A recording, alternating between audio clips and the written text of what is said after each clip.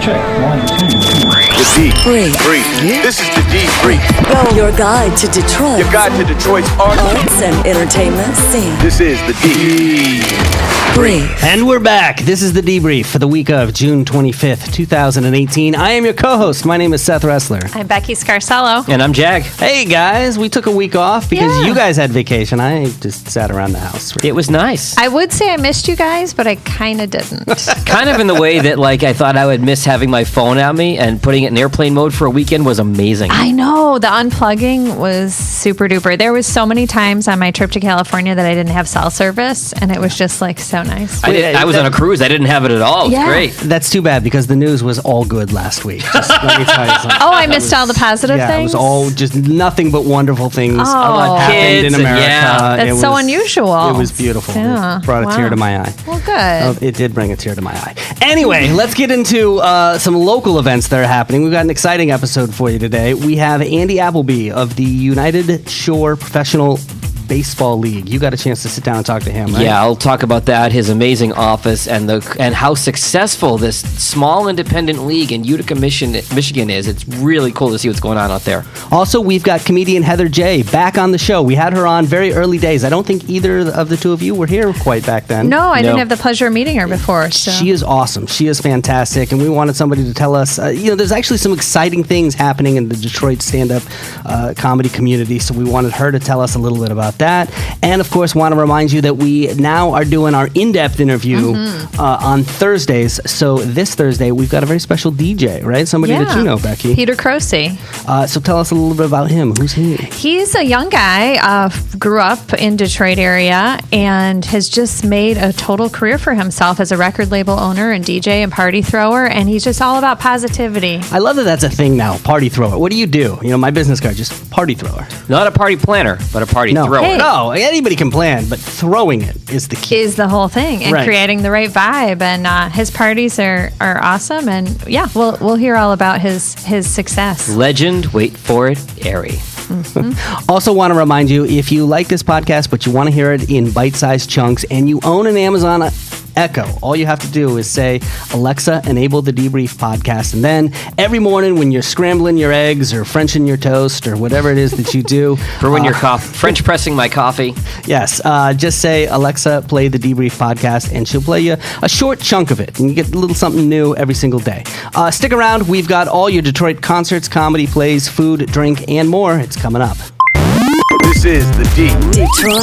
This is the Debrief. All right, Becky, I know you were away last week, but you still have a pretty good handle on what's going on around town, Of course. right? I always got to have my finger on the pulse, right? It's all about the Michigan Central train station, with Ford buying it. That has just been the hot story. People are excited. Oh, it's so exciting. You know what? You guys maybe don't quite get as much of the feeling of it because you're not from here.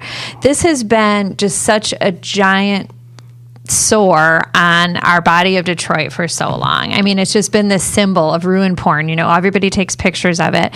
It was once the most majestic building in town and then just turned into the symbol of our decay. I think that's what's so cool about it is that it was the symbol of a bustling Detroit 20, 30 or 40 years ago. It was a symbol of some really dark days for the city in the last 10 years or so. Oh, and more than that. Yeah, it's been closed for a long time. And with Ford coming in and buying it, it's really going to be the symbol of the city's greatness once again and come full circle. I love that. Exactly. So it's just it's very emotional for Detroiters. It really is. So to find that it's going to be well taken care of.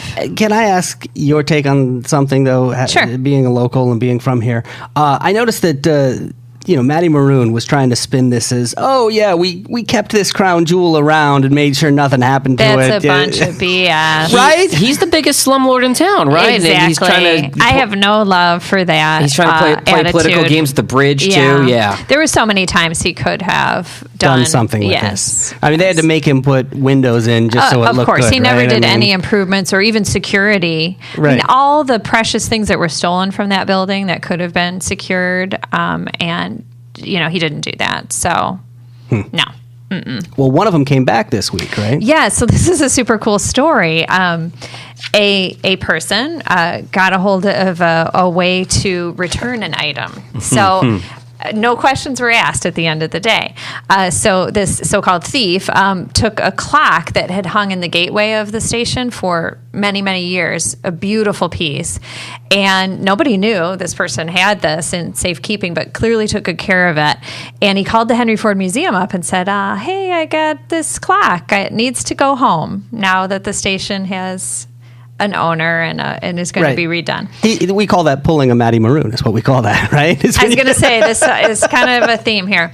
But hey, I give him credit for saying, hey, I've got this. I want to return it. I think it says something when a thief comes out of the woodwork and is like, you know what? I'm giving this back. For the greater good. Right. Yes. Yeah. So it was this whole thing, like out of a movie, wrapped it up very carefully, said a text that I'm going to leave it on this burned out building on Lawton, and you come find it, at X time.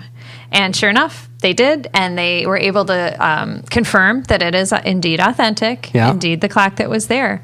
So if there are any other thieves out there that you've been taking care of something and you want to return it, I have a number for you. So this is a personal connection. Donnell Elwood at 313-322-1092. There's still hundreds of missing pieces out there. So if you got one, give Mr. Elwood a call. Let me ask you something. Do you think this will work for library books?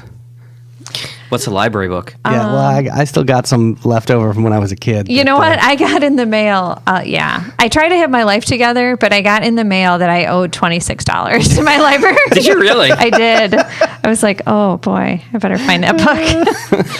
So anyway, also about the train station, there's a new documentary coming out. It's going to air July 1st at 9 p.m. on the History Channel. It's called Detroit, the Comeback City. It's produced by Big Sean.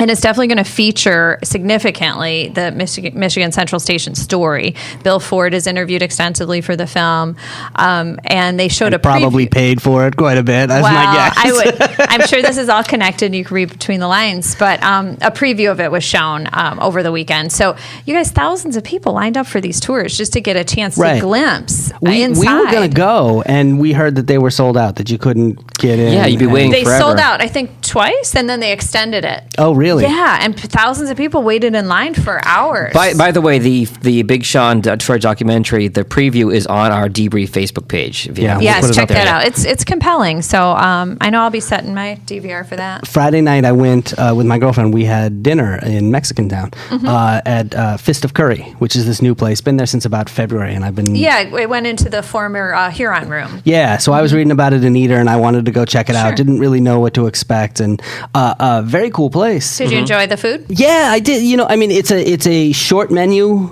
but I don't measure a menu by how many items are on there. No. I measure a menu by how many items are on there that I want to order. It's not the size; it's how you use it. That's right. And there were several different things that I wanted to try. Oh, that's a good. And I thought it was going to just be Indian, but it seems like I understand it's curries from all over the world, right? Yeah, it didn't feel like it was just pulling dishes from India.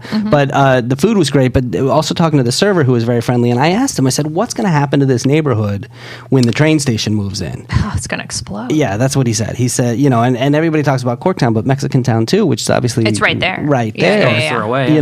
Sure. And these are already thriving neighborhoods. It's there's already great stuff, but it's going to go gangbusters. Yeah, but we got to talk about parking now. We got to talk about the logistics of it all. I mean, you can't even get into Slows there on Michigan without going either at 4 p.m. or having a reservation. As soon as it opens at 11. Yeah. Right. So there's already capacity. Getting into 2 James or Mercury Bar, any of those is tough. So here's my idea: when Ford moves in here and moves X number of employees into this building, the first person to bring their lunch from home gets fired. They get kicked out because there's so many choices down there. I mean, yeah, the Bucharest and Mudgee's yes, it's so great. But I bet we'll see more stuff popping up, definitely. And yeah, you're right. They have to address the parking and such like that. So we'll see.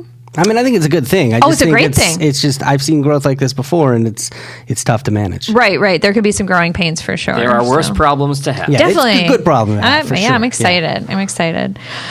So going in a little bit different direction, Sci-Fi Summer at the DIA. So this is kind of to go along with the Star Wars Power of Costume exhibit that they've got going on at the DIA. So at the film theater there, they're going to be showing classic and international sci-fi feature films, mostly for free. I think 1 or 2 there might be a charge, but throughout the summer. And this Friday, June 29th, at the Detroit Film Theater is Fantastic Voyage. That's the Coolio song, right? Yes, but it's also the 1966 film. You know about motion pictures, right? Yeah. The talkies. We don't even need to ask if you've seen this. We know that you have not seen this film. You know those things where there's pictures on a screen moving with They move? sound to it? How does that work? I think you need to go find out. This is one of those films. It's going to be really hot this weekend. I was thinking of going somewhere with air conditioning. Maybe I should try a movie theater. Yeah, so this movie's about a surgical team that shrinks itself down to go inside the patient. Honey, I Shrunk the Kids? Kind of that Kind of thing. same concept. Yeah. I mean, I always remember this as being a classic science fiction film. I've never actually seen it. I haven't seen it either, but I know it. Yeah, I know of it. So Fantastic. and Slides.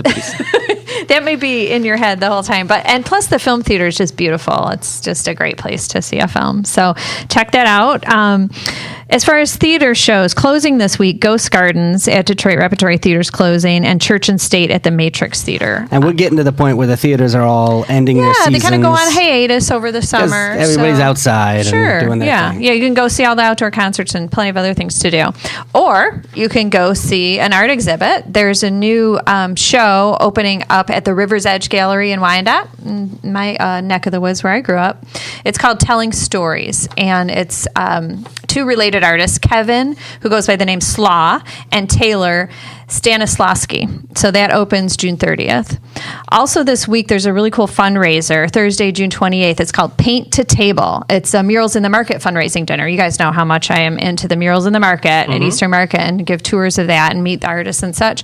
So this is a way to get the community involved, raising money for what they do there. It's going to be a 7-course family-style dinner. But the coolest aspect of it, I think, is you can bid on one-of-a-kind painted chairs by some of the best mural artists there in town. So can take a cool piece of art home with you. Nice. Very cool. Coming up in just a few, Detroiters, the television show, is back on Comedy Central. We'll talk about that along with all the other stand-up comedy shows that are happening around town. This is the D. Detroit This is the D. Brave. All right, Jag, let's talk a little bit about the USPBL. What exactly is this? So this is an independent baseball league. They play their games at Jimmy John's Field in Utica. If you've driven down M59 in that neck of the woods, no doubt you've seen it. And it started with 3 teams. They added a 4th team in their 3rd season, and they're doing insanely well. So Andy Appleby at General Sports, he's kind of the CEO, commissioner of this whole thing, and I went over to his office to ask him about it. Being a sports fan at his office was nuts because he's got insane amounts of signed memorabilia from famous athletes of every sport. I was like a kid in a candy store. But when I got there, I asked him first about his company, General Sports, and what they do. We're a sports management and marketing company. The first thing I did upon leaving the Pistons was put together a small group of investors, and we bought a minor league baseball team in Fort Wayne, Indiana, and that really sold me on minor league baseball, and so that was kind of the genesis of our new league and ballpark here in Utica, Michigan. So we did that. We also dabbled in executive search in the sports industry. We did naming rights for stadiums and arenas.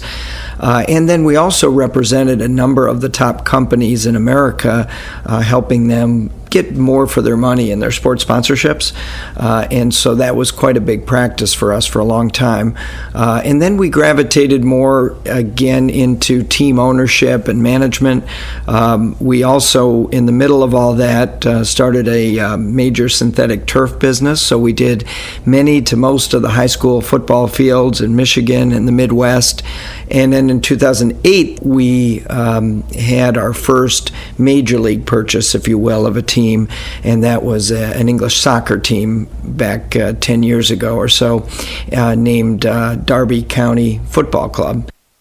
So he does a lot of the naming rights for these different stadiums. So he's the guy that he's the reason that you have like the Cuckoo for Cocoa Puffs, ballpark over here. Or, I haven't been to that one.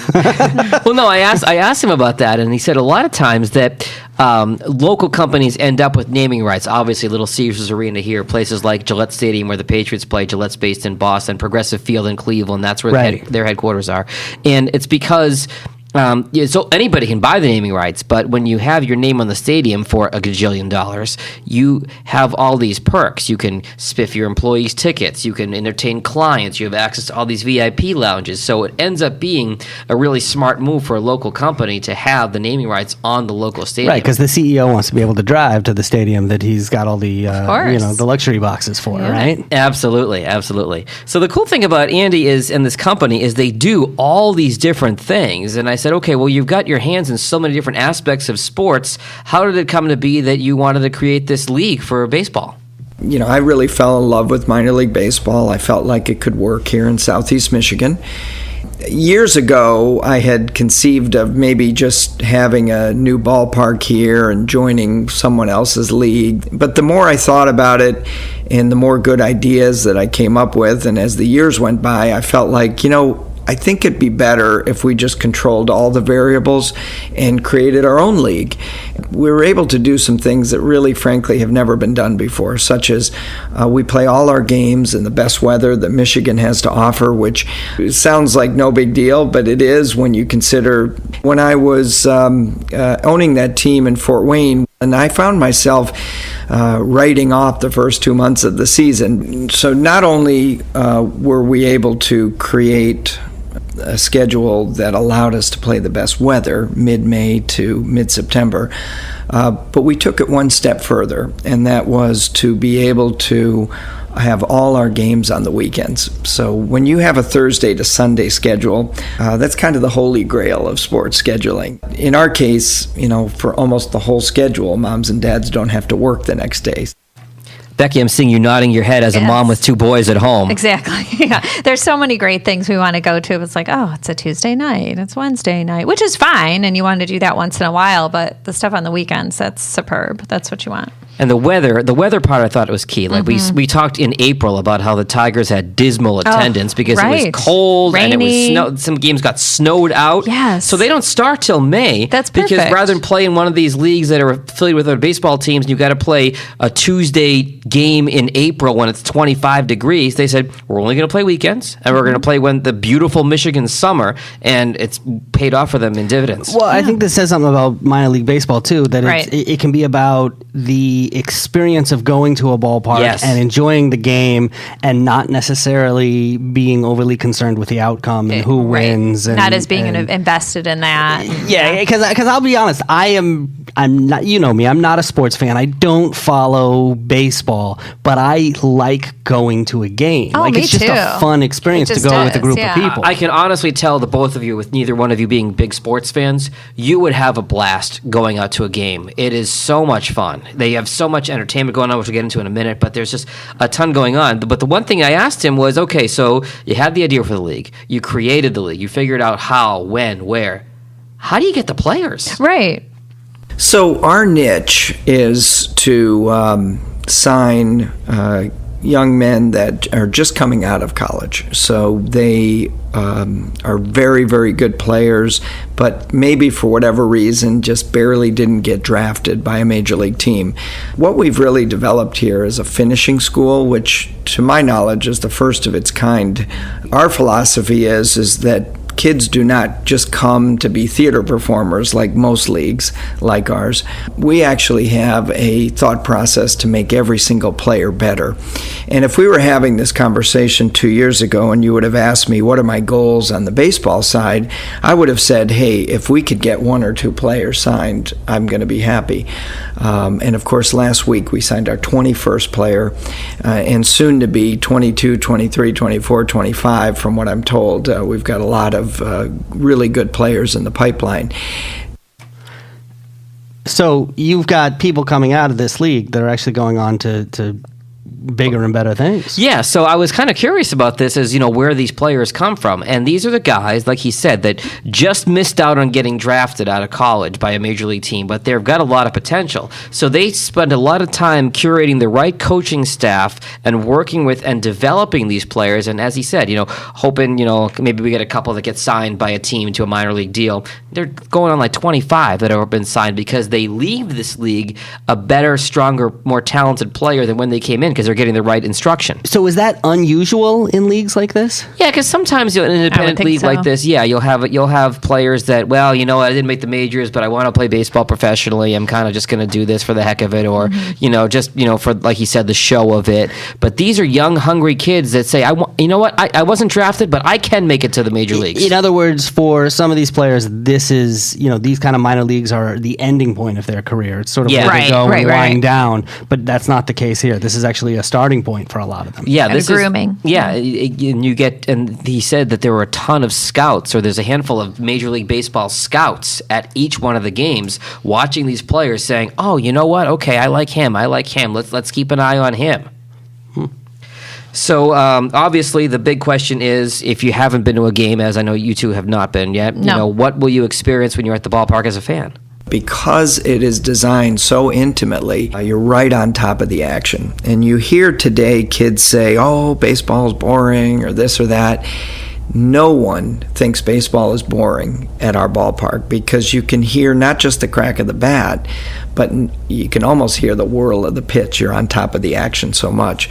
And then on top of that, we have all of the normal bells and whistles that you would get at any major league game.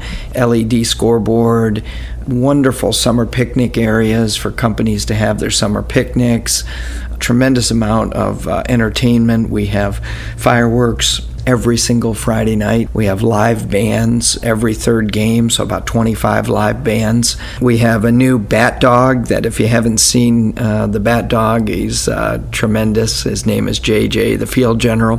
He actually goes out and gets the bats in a couple of different innings during the game. He also brings water to the umpires and that kind of thing. It's pretty neat.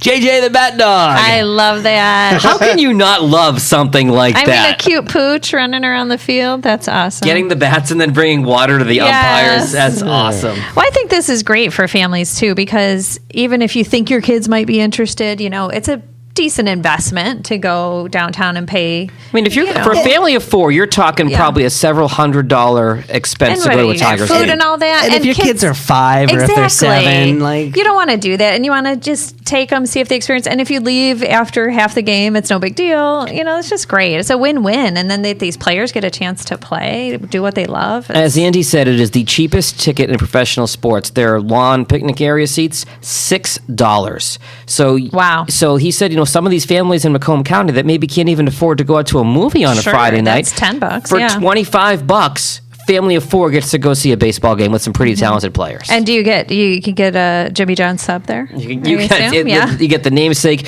They've got craft beers. Of course, they've got hot dogs. You get paid to do that. No. What was that all about? No. That was, right. It was my lame attempt. She's collecting sponsorship dollars on the side, not telling us. We expect a cut. You found me out. She's making notes on this. Found me out. Like, I'm a businesswoman. Yeah, I smell payola. So, the food is great, the drink is great, the entertainment is great, and so I asked him what kind of reaction has he gotten from fans as they've been leaving the ballpark. When people come to our games, they are almost evangelists when they leave, because they're not sure what to expect, and they just can't get over the value and the major league presentation and the major league quality of our ballpark in every way, shape, or form. It's very much of a boutique quality ballpark, and yet there's something for everyone. There's $6 tickets on the lawn. People bring their blankets. That's the lowest price ticket in sports. But, I can have Bill Gates in our commissioner's box right behind home plate, and there's no way he wouldn't say, this is cool. And I think people feel that they get 4 or 5 times the value of what they pay when they come to our games. And in an age of $4 coffees, when do we ever feel that way? I love that line. That's awesome. That's a great line. In the age of $4 coffees, yep. $4 coffee, $6 baseball. Why not? I know. Yeah. I know what I'd choose. Well, I don't drink coffee, so it's not fair, but yeah. Yeah, that's not fair. I can down a cup of coffee pretty quick, as opposed to being entertained for several hours at a baseball game. Yeah. So the last thing I asked Andy about, and he gave me a very unexpected answer here. I said, okay, so the league's going well, what kind of future plans do you have? And I expected him to talk about growing the league, and he actually gave me a much bigger picture answer. We added a 4th team last year called the West Side Woolly Mammoths, And our vision for this is to have 9 or 10 other ballparks throughout America, mostly I think in the Midwest. And every ballpark, every new ballpark will always have 2 home teams play out of it. So you'll never have a Saturday night in that town where we won't be playing a game in the summer. Very similar to how the Giants and Jets share a stadium. You always have an NFL game every weekend in the fall. You're not sure which one it'll be. So we'll have 2 home teams play out of each of those ballparks. Let's say we have 10 different ballparks, 20 teams. It'll be more of a conventional league at that time. He's kind of had this this experiment here that's just gone gangbusters, where he said, I don't want to join another league because I want to be able to do this on my terms, and he did. It's been so successful, he might expand into his own league of 10 different cities. And that's amazing. Just to, this idea in his head just rolling around, and to see how it's come to fruition is pretty amazing. I mean, this guy grew up in Vermont, moved out here to work for the Pistons 30 years ago, worked for them for a number of years, and then left to pursue his own thing and start this. And obviously he's been very successful with general sports, but running this league and seeing how well it's done and just finding that right niche, especially for Macomb County and families, and very positive. He also told me about how they embrace the Disney-esque aspect of what they're doing, because it's very family friendly and it's very positive, and they've involved with a number of charities as well and local businesses. Perfect. You just can't say enough good things about this league. I would think that location is pretty key. Very easy to get to, and he told me he lives in West Bloomfield, and it's an easy commute for him. It's just a straight shot down the highway. Okay. Well, and I think of Macomb County as, it's a lot of land, but they don't have things like this. They've got a lot of shopping and restaurants and things, but to have an activity like this is pretty sweet. And about 2/3 of their fans come from Macomb County, but they're pulling more from Oakland and from Wayne as well, because it's a fun night out. If you want to go check out a game, of course, United Shore Professional Baseball League, USPBL, they play at Jimmy John's Field in Utica every Thursday through Sunday throughout the summer. All right, well, you guys were off vacationing last week, all getting sunburned. I went down to the riverfront, and I got soaked. And I'll fill you in on what happened in just a few minutes. Welcome to the D. Breathe. Funny stuff. Jag, what's happening with stand-up comedy? Before we get to the stand-up, you may have heard Detroiters Season 2 debuted Thursday night with back-to-back episodes on Comedy Central. I heard. I don't know if you saw the Metro Times. Guess who got a huge 3-paragraph quote in the big article on this TV show? That'd be one Mr. Seth Ressler. Well, you guys know that Mike Jeter and I did this podcast, Detroit versus Detroiters, where we followed every single episode of this show last season. I'm not doing it this season, obviously, because we're doing this podcast, and I have to have a life at some point. And you've moved on to bigger and better things. No. Hey! Just different things. Different things, yes. But yeah, so no, I mean, I watched the show. There's 2 episodes back to back. Yeah, I caught up on it today. Well, apparently you were the only 2 that watched it, because the ratings were down pretty significantly from a year ago, but let's hope they bounce back. I struggle with this. This is like the Michael Bolton documentary. Like these are 2 guys who are really trying to give back, really trying to showcase. But unlike Michael Bolton, they're from here. They have the cred. They're from absolutely, here. Yeah, they do. And they have all the references down. They know who Kwame Kilpatrick is. They do. But I wonder how this show plays. I mean, I guess I don't wonder, because I'm not from here. You can speak to right? that. And this show is premised around the idea of taking local ads that are from here and parodying them. And I never know the ads they're parodying. Like, what were they parodying in this latest one? Well, they were doing like personal injury attorneys. Yeah, so that's universal. That works in any city. Yeah, but they had Jumana K. Roos. Right. Yeah. And my question is, if you're not from here, do you know who Jumana is? Do you care? Right. Because when you drive around here, you see huge billboards of her. Right. And what else did they do? Oh, Mr. Allen's, the clothier. Urban Clothing Company, yeah. Yeah. No idea. Lost on me.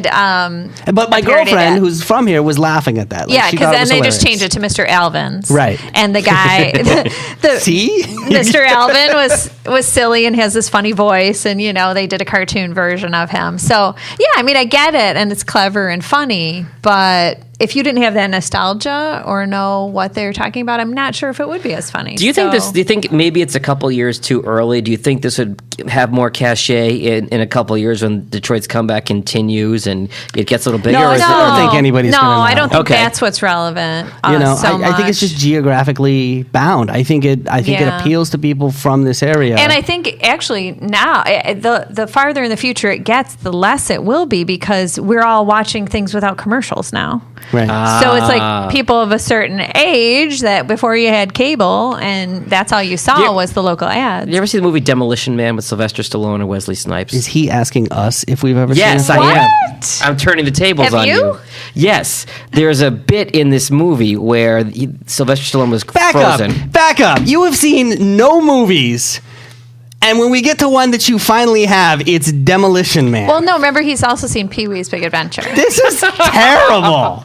Can I still make my pointer? Or is it gone? I guess. Go All ahead. right, I'm sure it's relevant. In Clearly well informed. You know what? Forget it. Let's move on. Let's forget it. Well, no, you can't leave people hanging Right, now. yes. Okay, No, so- this is very important. All right. So You Sylvester got it. Stallone gets frozen. He gets unfrozen 30 years in the future. And on the radio, instead of pop music, it's commercials. It's commercial jingles for like Oscar Mayer wieners yeah. and that sort of thing. And it's a novelty to people in the future because they don't have commercials. So the commercials are played on the radio as songs. Okay. That's what made me think of that. Because I got you. I Screw don't you know. guys, I'm going home. What I did think, Tim Meadows was a guest star. Yeah, And and- Detroiters, yeah. And he's pretty funny. So he They're was getting some pretty good guest stars. I they mean, do. I think the real story with the show is not that the show itself is particularly brilliant, but that this is two guys who are from this area and have been successful and are now in a position where they can use their fame to shine the limelight on Detroit, and they are. Even if they They call them are. hot dogs and not conies. Yeah, that's weird. odd. I don't know why they do that. That's where they drew the line to try to give it mass To- appeal. Because Yes. that people won't Oh, understand. people won't know what conies are. Yeah, They'll I know don't Mr. Allen's and Jomana Kairas, but they won't know conies. It's strange, but yeah, and they employ so many local people. They and do. local comedians There's a lot of and local actors talent and on there. actresses. In fact, one of the first episodes, a woman that I went to college with, like little tiny Albion College, she Oh, who's became her name's Sarab Camus, and she became a local actress, and she's been in tons of stuff. But it was great to see her on the show. Very and, cool. Yeah. You know, I know that Leilani Ledesma, who Yes. plays their assistant, we interviewed her when we did the Detroit versus Detroiters podcast, and she was really cool. She's funny. She's funny. she was. You know, she's just a waitress. Like they just like that was how she wound up in there. She was. Oh, that I didn't mean, know. she was trying to be an actress, but Yeah. they just met her as a waitress. She didn't come in and audition for Oh, anything. cool. Yeah, That's like the dream of every actress who waits tables in Yes. LA. Of Like somebody's going course, to come in yeah. and discover me someday. Not in Detroit so much though. Not, Fair enough. Yeah, it's in New York, LA for sure. Well, we're looking forward to talking to Heather J in a little bit about the show because I know she knows some people on the show as well. Yeah. All right, other comedy shows this week or this weekend. Brandon Wardell's coming to the Crowfoot on Wednesday. Thursday at the Token Lounge in Westland, the Ultimate Robin Williams Tribute Experience. I don't even care if it's any good. It's a Robin Williams tribute. That's going to be that's I worth would seeing. just- yeah. Mhm. And big time comedian Bill Burr is at the Fox on Sunday night. And our friend Dave Landau, he is at the Downstairs in Westland doing a residency apparently. He's there like every week this week and next. Quickly, as far as the local comedy clubs, Daryl Earl is at Mark Ridley's this weekend. Ann Arbor Comedy Showcase has John Heffron. He won Last Comic Standing Season 2. Punchline in Southfield, Billy Sorrells from Nick Cannon's Wildin' Out. And the Holly Hotel has Bob Phillips from Funny or Die. Coming up in just a few, we've got ramen coming to Detroit. We'll tell you all about it. This is the Debrief. About last week. All right, I know you guys were traveling last week. You guys were out of town. Yes, I was in the mountains. Yes, I was in the sea. I was here, but I did go out and experience something, which is I went to River Days, which I had not been to in my first couple years here in Detroit, and my girlfriend loves this stuff. This She likes like The cheesy carnival the stuff? cheesy carnival, She the does. rides, the Ferris wheels. Is she a ride girl or food girl or both? Both. She like the deep fried pizza with creamsicles Pickles on on top. top, yeah. Deep fried Twinkies and Oreos. She's into that, So There's nothing wrong with that. No, we've I'll gone take to a couple. deep fried Oreo where the chocolate gets all gooey. Yeah. So we go down, and she is smarter than I am because we go down and Duh. it's drizzling a little bit, right? And we Low bar. park, and we walk into the place, And at first it starts raining, and she pulls out this big poncho. She'd gone to the dollar store ahead and of had time him in her bought bag. She had it in her bag. Yeah. And I'm like, I don't need that. No thanks, hon. So for the next hour, I'm toughing it out, And you looked like a drowned rat in the Instagram yes, I photos. saw you It just on Instagram. It just got worse and worse and worse. And you get to the point where your shoes are finally squishing. Yeah. When you walk, I was finally after an hour and a half, I'm like, all right, give me the punch. But then you just trap in the moisture. Right. Oh, yes. And You get all sweaty. and it's gross. But I will say this: there were only 2 rides running at one point. That was right. it. They got to close things. Right, because it just wasn't safe. And if it's running, do you really want to get on it? You are in a position where you can then negotiate, though. Because I will tell you this: we went up to the ticket booth, and normally tickets are $1 a piece, and I was Yeah. like, "Look, I got $20. Give me 40 tickets," and they did it. Wow. Because there was, nobody there. I mean, the place kind of cleared out. Yeah. Detroit hustle on your part, Seth. I know. Absolutely. That's very Detroit. Oh, that's nothing. We worked the liquor booth. Oh, that's some real Detroit hustle. What'd you do Oh, there? well, we tipped well, and they had a heavy hand, and there was Got some doubles? There was nobody there. Yeah. But then we went and we watched Morris Day and the Time. Was coming out, yeah. and Who doesn't love the that? rain That's so did fun. clear for that, but it was actually great because we got great. Yeah, you're right up front. Great seats, and you're right up front, and and that was it's just an awesome show. It's just a great Yeah, they're fun. funk band to watch. So nice little Prince tribute in there. And Oh, all that. cool. nice. So, I love it. So yes, I would say that even though we totally got drenched and were ridiculously wet by the end of the night, I actually had a lot of fun at Riverdale. That's I would cute. totally do that again. Well, because you were with your love. And like me, you are with somebody who is smarter than you, and that's important. Yeah. Well, speaking of great musical acts, we'll talk about the concerts that are coming up in just a few. The D. Brief. Food and drink. Becky, let's get into the food and drink scene. What's going on? Yeah, so 2 of our beloved breweries, Bell's and Founders, were rated among the best U.S. breweries. American Home Brewers Association ratings came out this week. So they came out on top, and they also ranked Bell's Two Hearted Ale as their top beer. Yeah, that ranks at the top of a All the lot time. of lists. Yeah, all yeah, the time. yeah. And I Solid. am not an IPA guy. Neither am I. And Same, but this is a good one. this is a good one. It's like a crowd pleaser. I've had friends come visit from out of state, and they're like, "Okay, where can I go get Two Hearted?" Two Hearted. Yeah, no, it's fantastic. I don't like it when it's too hoppy. I when don't it's really either. bitter. And, Exactly. Yeah. And there just seems to be this contest among all of these breweries to see How who can can we make it the- happier? Yeah, I'm not into that. But the Two Hearted, which I was very surprised by the first time I had it. I was like, whoa. Yeah, It's a smooth nice. one. That's a good It's beer. very nice. Yeah. Yeah. So kudos to them. So I don't know if you guys remember when we were talking to Mark Kurlianchuk, we asked him kind of what's still missing in This the is the Detroit food scene. critic over at the the, food critic Free. at the Free Press. And one of the things he said was proper ramen noodle houses. This has become a thing, right? I mean, when you think of ramen, what do you think? Well, and I mentioned this when Mark Cup was soup. here, and I feel like I could not eat ramen in the same way that I could not drink Kahlua or Goldschlager because I had bad experiences with college them in days. college.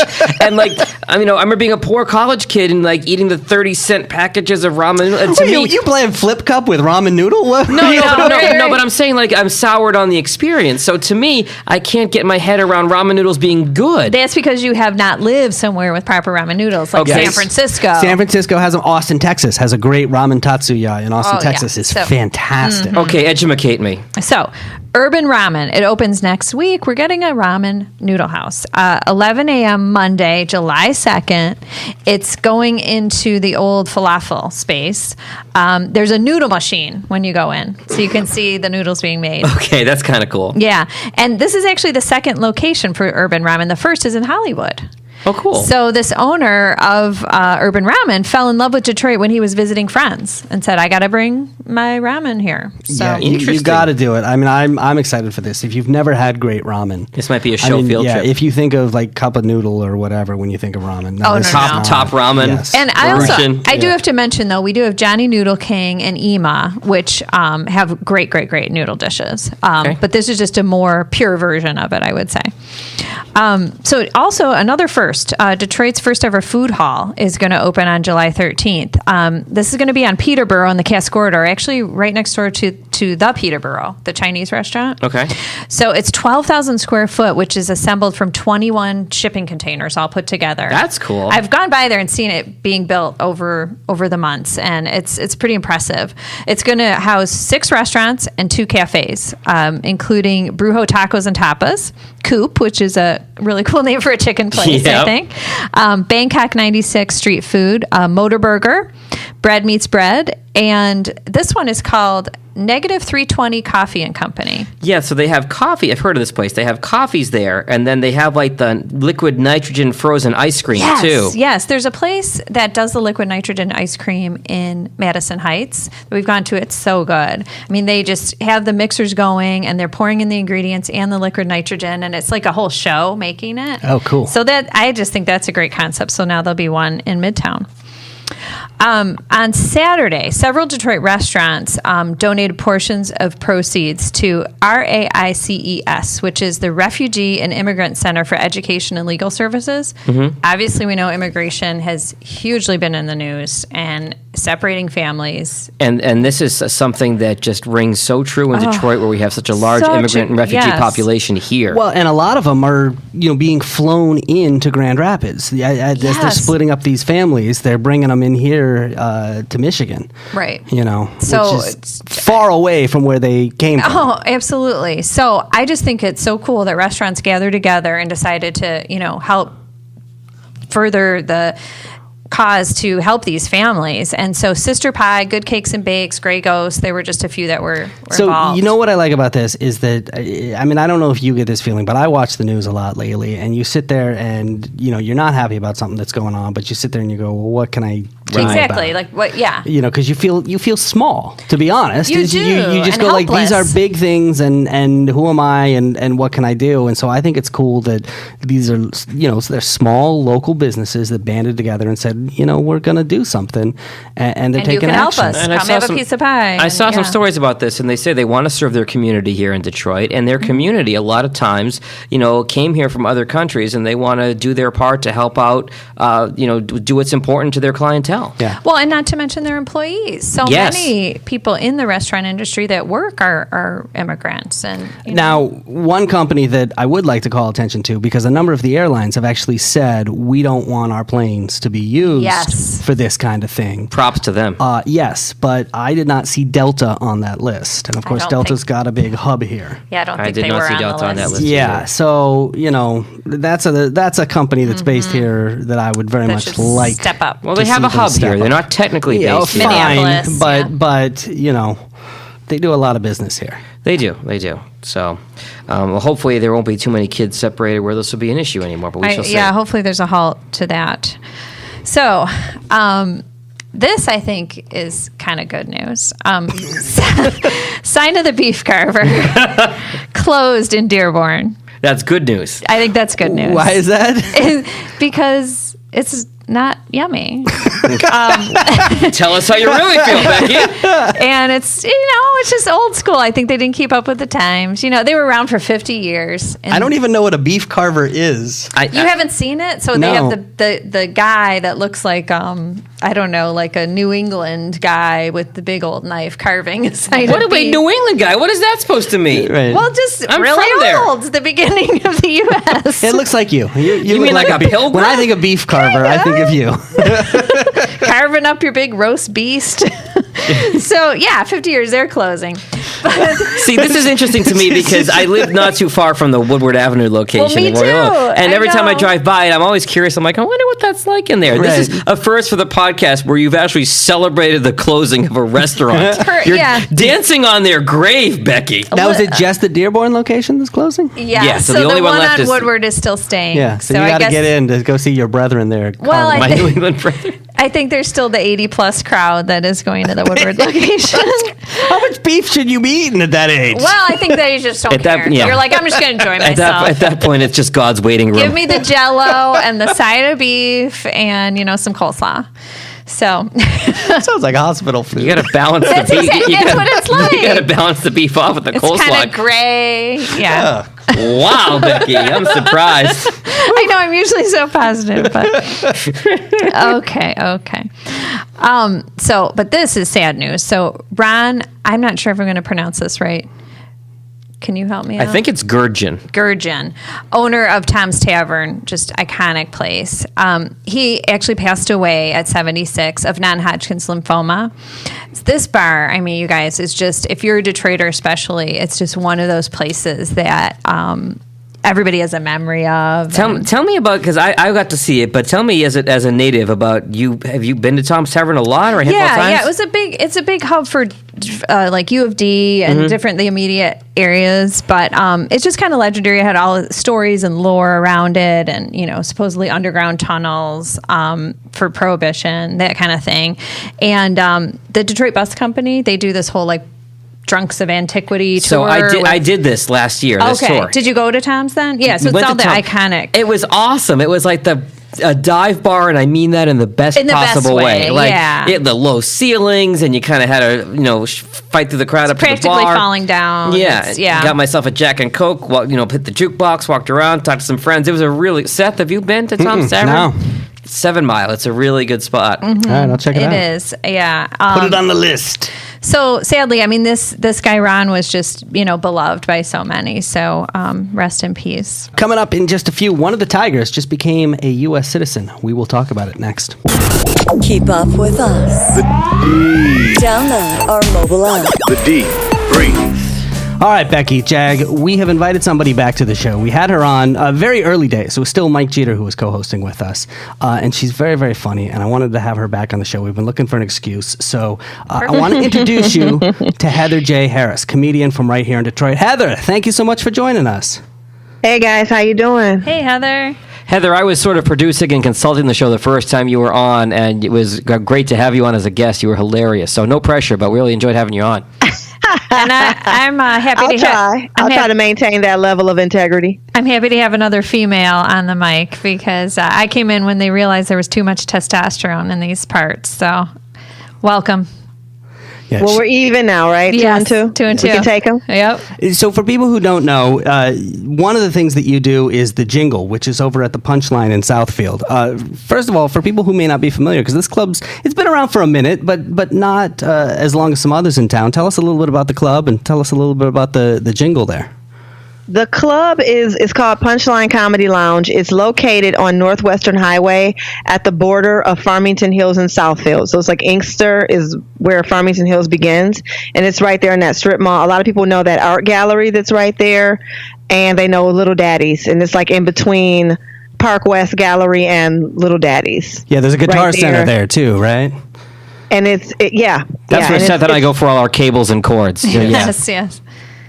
It's small, but it's intimate, but it's nice. It's a nice club. They've got a really good kitchen. That's always a plus in a comedy club.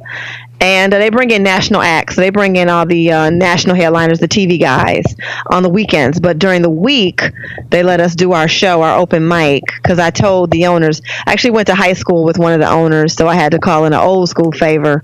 And I was like, you need to let me build something here that can mean something later. Nice. So he's given me a lot of room to kind of build the kind of show I wanted to see that I felt the game was lacking. So, which was like a mic where people can actually learn how to do comedy. This is scary as somebody who's dabbled in it a little bit. I mean, explain the name. Well, the jingle is called the jingle because originally the original concept was if you weren't funny, the audience could use their keys and jingle, and that would mean get off the stage. Oh, God. Wow. Okay. But what it evolved, Yes. it really evolved. What happened was because I am a veteran, I didn't realize that I would take such a hands-on approach to the set. So what would happen was even when the guys were not that great, I'd go up and I'd school them. And so I felt like me schooling them and jingling was too much. So I was like, I'll give them, I'll give them a tutorial. I'll help them, I'll tell them what they need to work on, and then nobody jingles. But then we started going to we actually franchised the show to Ohio. We do it once a month in Ohio, and on the weeks we're not there, that's when Jason hosts, Jason Jamerson, and Jason said, if it's called the jingle, we're going to jingle. So the next thing you know, they're jingling. So Heather, how does that work? They were so ready to jingle. When they jingle, it's never one key. It's always like 100 sets of keys. It's hilarious. So I'm trying to picture this. So people start jingling their keys, and then you walk out on the stage and say, okay, here's why that joke didn't work. Here's what you should have said. Is that how it works? No, usually the audience, I've done a really good job of kind of curating the kind of audience that's patient. So they're not getting jingled for petty things. They're not even getting jingled for not being that strong. They're getting jingled for being horrible. Oh. So at the point that they're getting jingled, you're hearing like 1 set, 2 set, 10 sets, 20 sets of keys.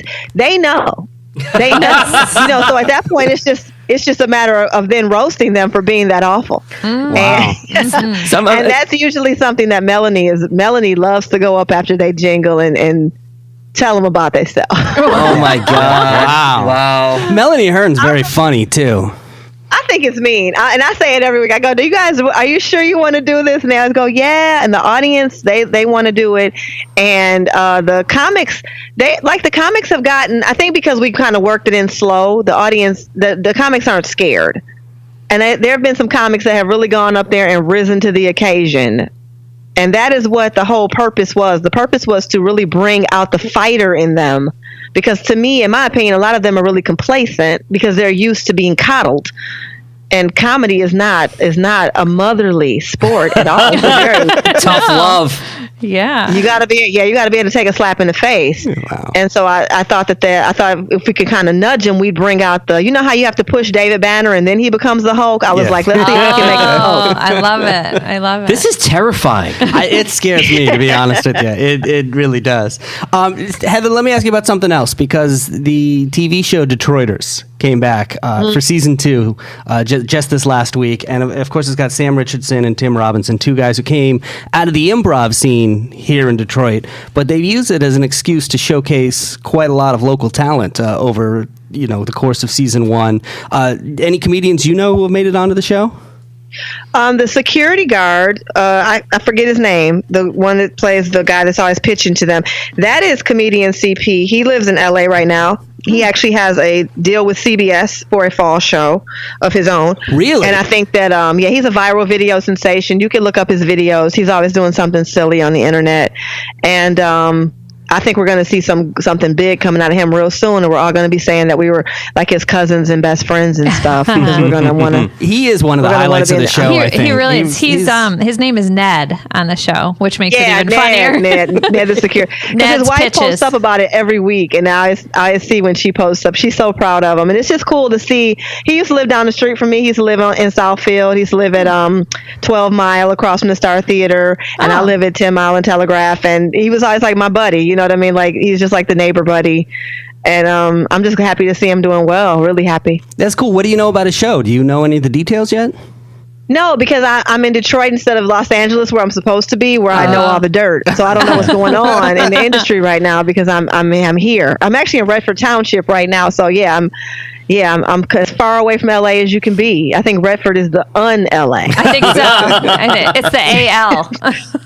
So I haven't had a chance to sit down and talk to him and find out the details and try to see if I can write an episode. I want to do more to find out what it's about. I'm trying to get a job. Perfect. Yeah. Let me ask, this show Detroiters, they parody a lot of Detroit commercials here that, I don't always know them because I didn't grow up from here. I mean, Becky, you did. Yeah, I know them. But you've seen things like the Mel Farr commercial, which I've learned about in retrospect. I mean, do you remember a lot of those commercials growing up here? Yes, because Detroit didn't have cable for a really long time. Right. So regular TV, most of us, Southfield had like a really weak cable, like maybe like 15 stations. But for the most part, nobody had cable. So we all watched regular TV. We knew all the commercials. We knew that they were better than the shows. Yeah, they really were. More entertaining, more colorful characters. Yeah. Do you have any favorites from when you were a kid? I used to like it was that one auto dealer, and he was a cartoon. He would be like, "Here, dog, come on, dog, dog, want you to come to Telegraph Road," which is where you guys are right now, Telegraph Road. Road. Yes. Oh yeah, that's a good one. Yeah. See how it all came full circle? See how your life just came full circle? It all makes sense now. Right, it all makes sense. It was like a little animated dog, and I don't know. I don't even remember the dealer. I just know he was obviously on Telegraph. Yeah. Nice. Yeah. And that was like one of my favorites. Speaking of Comedy Central, there's another local guy who is got a special that he's recorded. So he did the Kevin Hart showcase that we had 4 Detroit comedians, including Mike Jeter, who were on. And then he flew out to L.A. And recorded a special. And we've just got a date, August 24th. Jeff Horst is going to be doing his set for Kevin Hart, The Next Level. It's going to be on Comedy Central. You know Jeff, right? Yeah, Jeff is a good guy. He's a Motown Laugh King.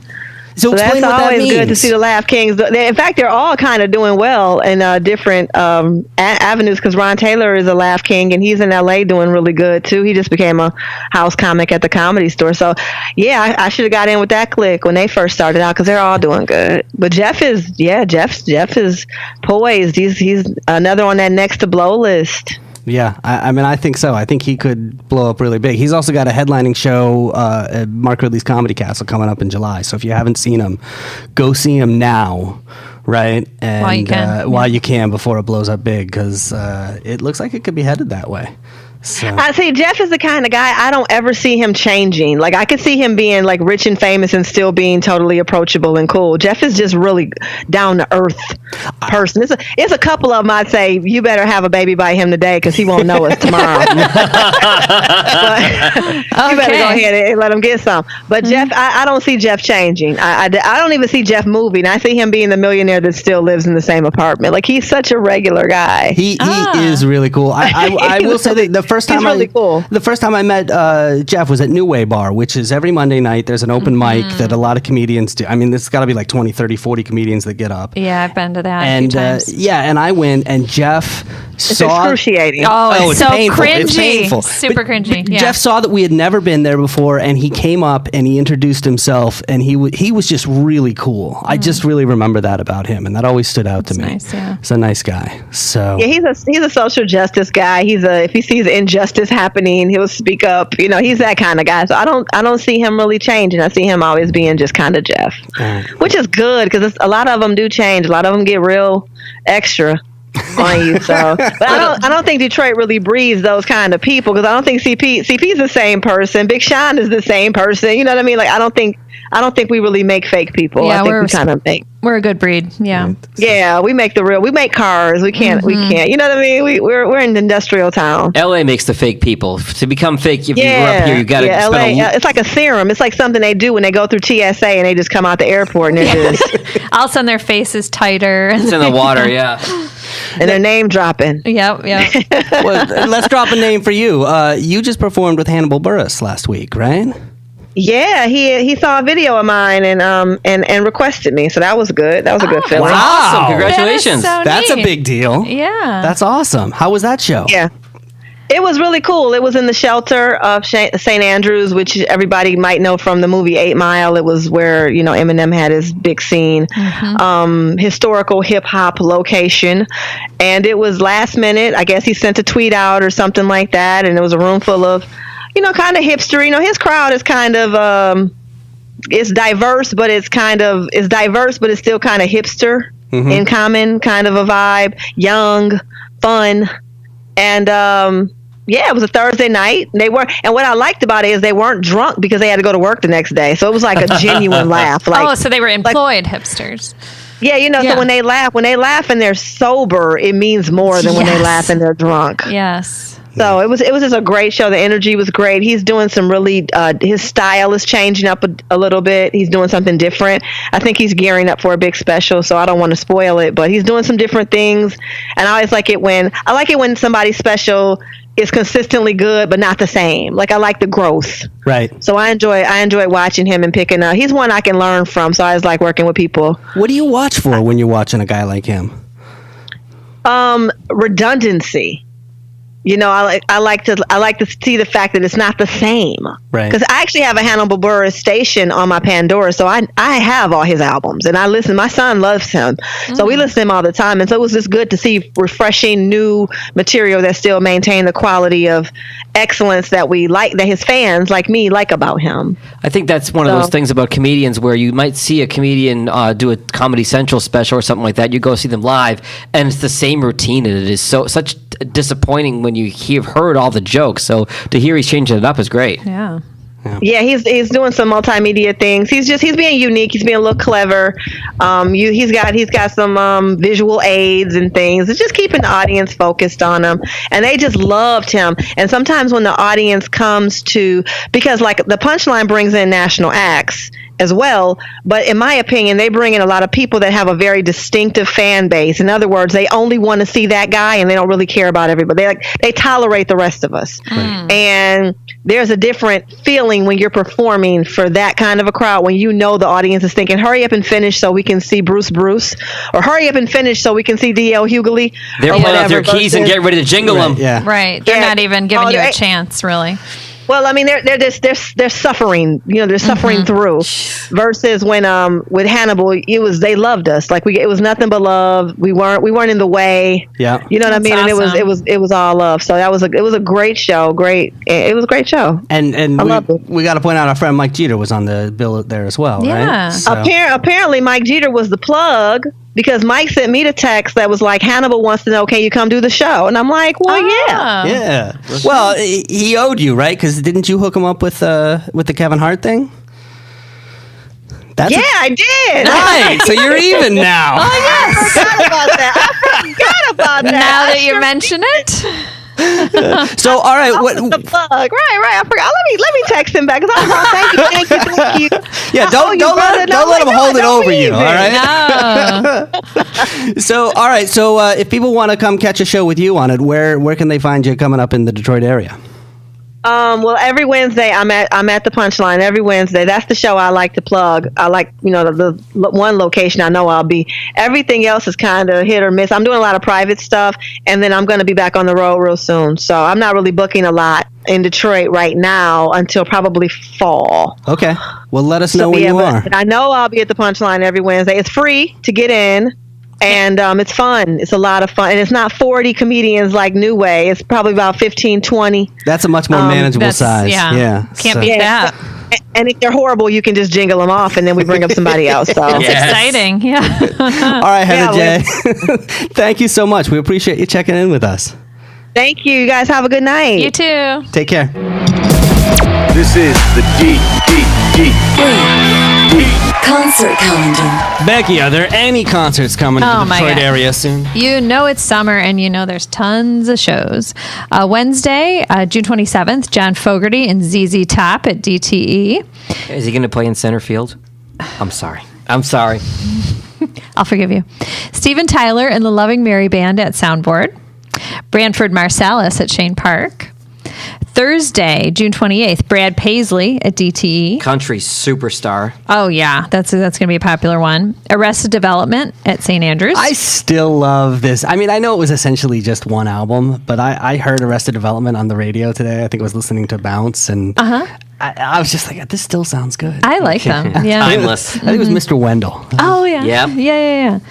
Yeah. Friday, June 29th, Paramore and Foster the People at DTE.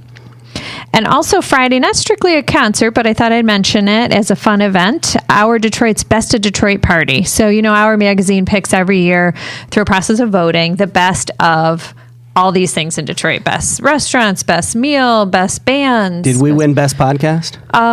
Is that a category? I think you have to go and go to the party and find out. But what's cool about this party, so you've got DJ Captain 20 DJing it. He was voted best DJ in Detroit again. And then you've got like these people that have won best food and best restaurants. Like you can sample their food at the party, right? Right, exactly. Down there in There's Eastern Market. all these little booths. It's happening at Eastern Market, and there's going to be special performances by Your Generation in concert and DJ Jared Sykes. Did we win Best Podcast? then move on. I'm trying to avoid answering that question. But he's not bitter at all. I think we're a fan favorite. Oh, okay. We're Honorable mention. write-in vote. Let's go with that. Saturday, June 30th, Mix 92.3's Summer Breeze. So you get, this is a throwback, Keith Sweat, SWV, and En Vogue. So this is the big summer concert season. I mean, I don't know if you had to do this when you were in radio. This was the thing that I had to do every summer, was I had to book these summer shows for my radio stations.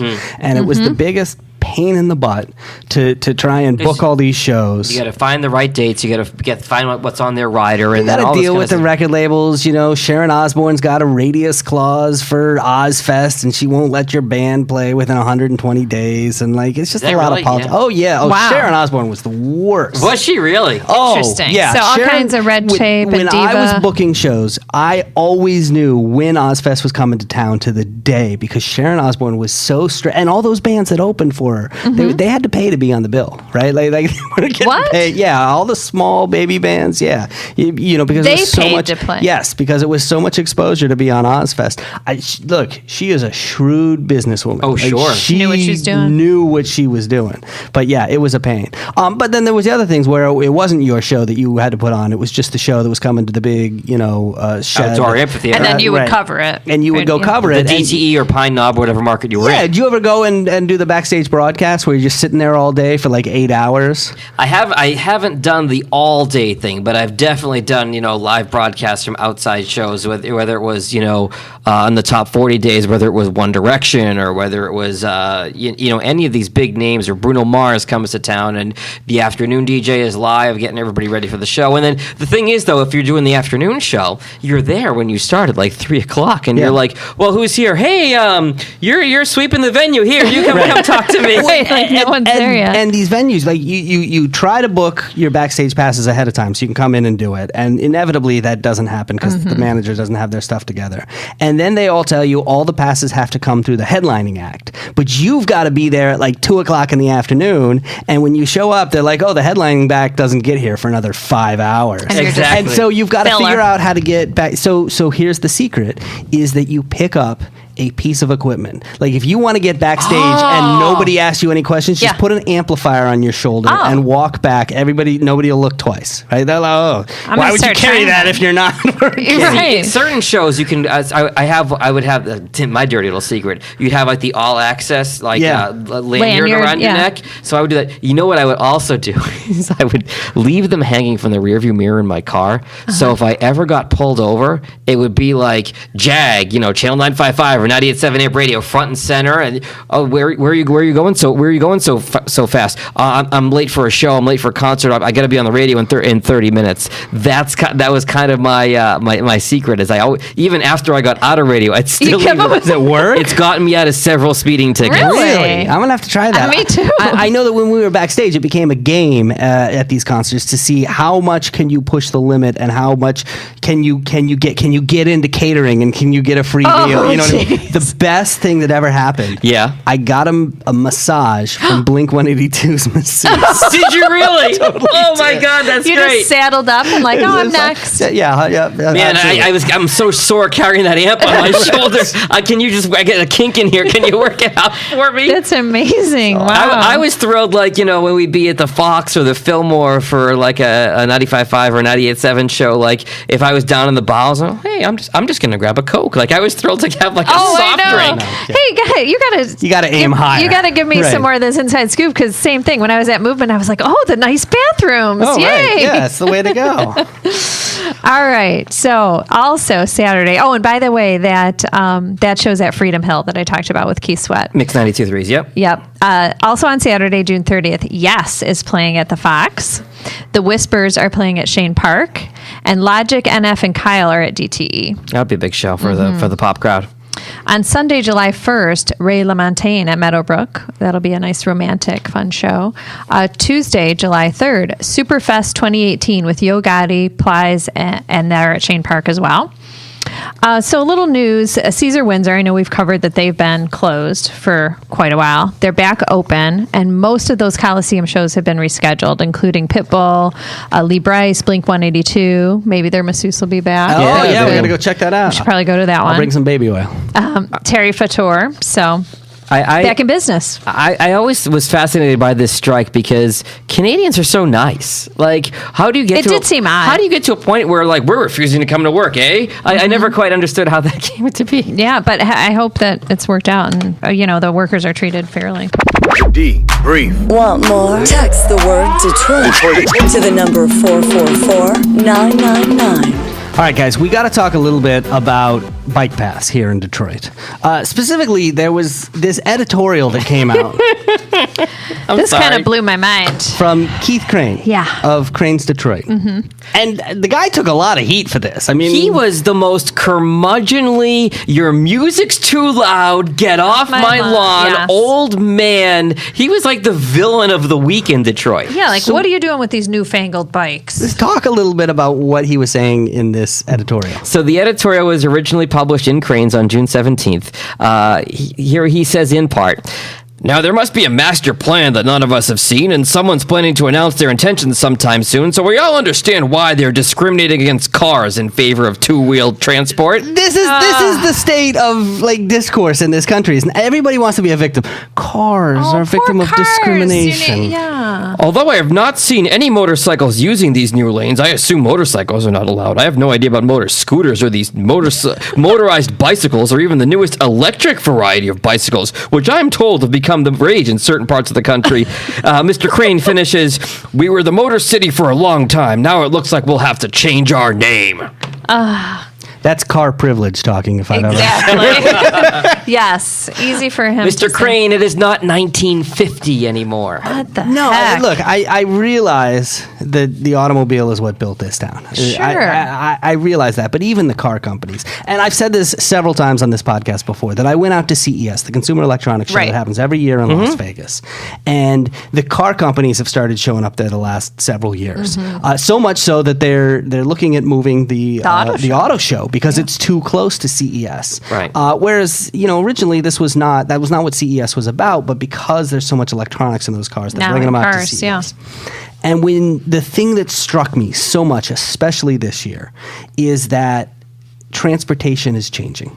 Quickly. And that it's very quickly. And it's not just cars. That especially if you live in a city and you want to get from point A to point B, that all of a sudden there's going to be a million different ways to do it, including bikes, but also including, ride sharing, like Uber and Lyft and car sharing. Now, have you seen this Turo where you own a car, like somebody else owns It's like the car? Airbnb for cars. Yeah, you just rent it when you need it. Yeah. I ran into an Uber driver, I don't know, I was traveling for work, and he was telling me about how he owned 5 cars, and he was doing this. So he was at the best of all those worlds. Right. And I was sitting there thinking, maybe I should get in on this action. Like, Well, because absolutely. many people that you own your car, it's the most underutilized asset that you have. Sits in your garage half the time. And I think we started this podcast tonight by talking about Ford taking over Michigan Central Station. There was a lot of speculation what's going to go in there. It could be in Corktown. Ford is looking at a lot of their autonomous driving, and urban technology. So if you want to hang on to the old school automobile, this city is not going to survive. The city has to embrace these new modes of Absolutely. transportation. Yeah. Yeah, no, it's crazy. He just sounds angry and curmudgeonly and like, the type of guy that's going to run over a cyclist or something. Oh, jeez.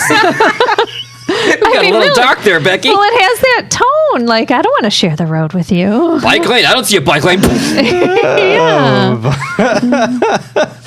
But in all seriousness, and the thing that surprised me is, all those, the Mogo bikes that are around. The thing that still amazes me every time I hear it when they look at the stats is how much usage those things are getting in the winter.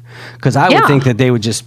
They had special blue ones that, and they're saying no, they get a lot because that went way over goal, way over what they were expecting. They're going to try to expand it to the suburbs now. Yeah? Yeah. Why not? It's so successful South Oakland downtown. County, yeah. Yeah, I know. I mean, it's amazing. The demand is there. There was a People want- reply to this article in Deadline Detroit talking about all the people in Detroit that don't own automobiles, and they own bikes, and they get to work, and they get around on bikes. What you said about car privilege is seriously no joke. It's expensive to have a car and pay for insurance on all that. Have you seen all the billboards all up and down 75 for how much we pay for car insurance versus other cities in the Midwest? Right. So what about income disparity? Like, that's just not cool, Keith. There's people that can't afford cars. No, I mean, you know? really. And especially when you consider that car sits unused during most of the day. Most of the day. You know, and we're paying for it. It's ridiculous. Detroit Greenways Coalition. You remember we had the head of the organization on for an interview a while back. They actually put out a statement responding to this, and they literally went point by point. You know, they responded to where Keith says, the bike lanes came without notice, and they say no, it didn't. No. We've been planning this since 2005. There have been planning meetings about this. Literally hundreds of public meetings talking about this. Oh yeah, there were posters, there were displays. Yeah. Yeah, they said in response to the quote, "No one bikes in Detroit." There are at least 68 bike clubs in Detroit. Slow Roll is the largest weekly bike ride in the United States. I tried to go last week while you guys were on vacation, and we didn't have to do this podcast. You couldn't? It rained. Oh, floof. So it didn't stop you from going to River Days, but it did stop you from riding a bike downtown. No, they canceled Slow Roll. I would have been on. I'm down. I'll go. Snow, I don't know, but I'll go through rain. They might have had thunder and lightning. Yeah, but on an average day, over 1,200 people here use the DeQuinder Cut. So there's lots of biking going on in Detroit. Of course. Bicyclists don't pay their fair share. This I didn't know. That there's an assumption that motorists pay for everything that goes on in the roads, but they said no. This is a universal misconception that state and federal taxes on motorist fuel and vehicle registrations cover most of Michigan's road costs. They don't. In 2014, those collected fees only covered 62.1% of the state's road costs. Do we know where the other 38 came from? Yeah, the general fund and property taxes. Sure, yeah. So the question is, if they're coming from the general fund and property taxes, why can't they be used for bikes? Of course. That it's not just motorists who are paying for it. So, and of course, bicyclists don't follow the rules. This is just not true. I think they follow more than drivers. Because they're in more peril than a driver. Exactly. If there's an accident, you're going to get way more hurt on a bike than you on a car. Of course, you're going to be careful. Right. Do you see how many people run red lights in their cars? But a bike's like, I got to watch out for myself. So I just thought we wanted to add to the pile on. Right. It's obvious that Mr. Crane drives his vehicle from probably somewhere in the suburbs to the office at Crane's downtown and back, and just does not pay attention to what's going on around him. Right. And while we've got your attention, Keith, if you're looking for a podcast to sponsor, we do have sponsorships available. The debrief. Sports Report. All right, Jag, let's talk about the sports. Talk about a tough act to follow. Speaking of downtown, there could be a facelift coming to Comerica Park, which is a little bit surprising. So Chris Ilitch, head man at the Tigers and Wings and all that, he hinted at it at a Sports Facilities and Franchises Conference that was here at the Western Book Cadillac on last Tuesday. He said people have been reacting so well to the amenities at Little Caesars Arena, they got to thinking, maybe we should add a little bit more to Comerica. Oh, is he getting a little jealous there? I guess so. He owns both. Yeah, but still. But like the stepchild, I don't know. Really? What would they do? It's so nice. Yeah, does Comerica need a facelift? Of the dozen or so major league parks that I've been to, Comerica is easily one of my favorites. And it's beautiful. It's a lot of fun. The only thing I could think is if you maybe widen the concourse a little bit, sometimes it gets a little tight in there. But I don't know how you would do that structurally. No. Maybe a little bit higher end food. But I mean, like I said, I'm still raving about the chicken shawarma nachos I had there a couple weeks ago. They have a variety. You don't really need a heck of a lot else. My wife enjoys the tall frozen margaritas and the Alfia that we go in the summertime. I mean, there's great food. You can walk around. There's plenty to do. Beautiful. There's even, for people who are into it, there's even a baseball game going on in the middle of this. Right. Seth would rather sit in the carousel the whole time and go around and around. A cool story from this past Friday night. Tommy Hitman Hearns, very, very famous boxer from Detroit. He got the Spirit of Detroit Award ahead of putting on this event called Boxing in the D with the first lady of boxing in Detroit, Jackie Callan. They had a big a series of boxing matches at Greektown Saturday night to sort of try to bring boxing back to its roots here in Detroit. Awesome. Red Wings announcer Ken Daniels, we've talked about this in previous podcasts. His son, Jamie Daniels, battled addiction and died of an opioid overdose in in 2016. Officially today, Ken Daniels has announced a partnership with Children's Hospital of Michigan, founding the Jamie Daniels Foundation to help battle opioid addiction and other mental health issues through Children's Hospital Foundation. So that's really cool. Tonight at a Tigers game, we're recording this on Monday night, Tigers shortstop Jose Iglesias was sworn in as a U.S. citizen. He Yay! Oh, that's Congratulations. passed the civics test on June 15th, said that his fiance and his kids are American citizens. He thought it was about time he became an American citizen as Love well. it. And joked that now that he's an American citizen, he's going to change his name from Jose Iglesias to Joe Church. You think you could pass the test? I think I could. I was a history minor in college. I think I could pass it. I wonder if I could, to be honest. I don't have full confidence. We should honestly get that and We then should. report back next week how we did, because I think that'd be really interesting. How do you get that? Spencer, the intern. That's your job. Can you find the citizenship Go test. check the Google machine and get us a U.S. citizenship test. Yeah, I don't know. We better all take it in front of each other, like very Right, yes. controlled. No cheating. No cheating. Yeah. Another very cool feel-good story for the Tigers tomorrow night as we record this. This will be Tuesday night. Louis Patler, he is 74 years old. He was signed to a contract with the Tigers back in 1961, but before he could play, he blew out his knee playing pickup basketball. Never got to play in the majors. So they are bringing him back at 74 years old. He's won some senior league championships. He is going to throw the first pitch out Tuesday night and wants to do it from the top of the mound, old school, kind of a redemption 57 years in the making. So That's really an awesome cool story. That's really That is neat. cool, Good for yeah. him. Checking out some local studs, some local young studs. We talk about how big college basketball is here, especially Sure. Michigan and Michigan State. NBA draft was this past week. Jaren Jackson Jr. from the Michigan State Spartans selected number 4 overall by the Memphis Grizzlies. That's a big deal to go that high in the draft. Michigan State's highest draft pick since a guy you may have heard of, Magic Johnson, back in 1979. Wow. Even I. Even I. Yes, So Jaren Jackson, know. number 4 by Memphis, and Miles Bridges, number 12, drafted by the Clippers at number 12, then traded to Charlotte. And there was a little bit of a confusion there because of all the trading going on. So Miles Bridges has his press conference with the Charlotte media, and they said, "Hey, what was it like to play for Coach Cal?" He said, "I didn't play for Coach Cal. I played for Coach Izzo at Michigan Whoops. State, and he was awesome." Mo Wagner from the Michigan Wolverines went to the Lakers, and the Pistons pick was Bruce Brown, from the University of Miami. On the other side of things, Red Wings getting a ton of praise. People are excited about their draft. They drafted a stud. You're gonna love this. You're gonna love where he's from, Seth. Philip Zadina, who's going to be the next big star for the Red Wings, probably even going to play this year. They got him from the Halifax Mooseheads up in Canada.